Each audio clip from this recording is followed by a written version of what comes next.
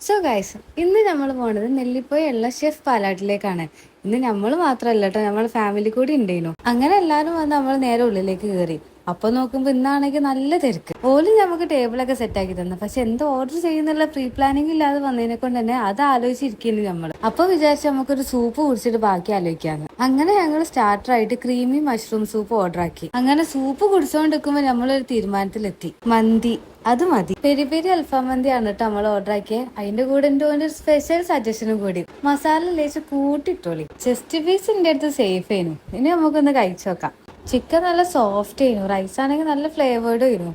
സംഭവം നല്ല രസമുണ്ടായിരുന്നു. ആദ്യം മയണൈസ് കൂട്ടാതെയാണ് തിന്നത്. മയണൈസ് ഇല്ലാതെ എന്ത് മന്തിലേ. പിന്നെ നേരത്തെ മസാല കൂട്ടിയിടാൻ പറഞ്ഞില്ലേനോ, അതിന്റെ ആഫ്റ്റർ എഫക്റ്റ് ആണ് ഈ കാണുന്നത്. അല്ലെങ്കിൽ ഈ പെരി പെരി അൽഫാമിലൊക്കെ മസാല കൂട്ടിയിടാൻ പറഞ്ഞിട്ട് എന്തേക്കും അവസ്ഥ.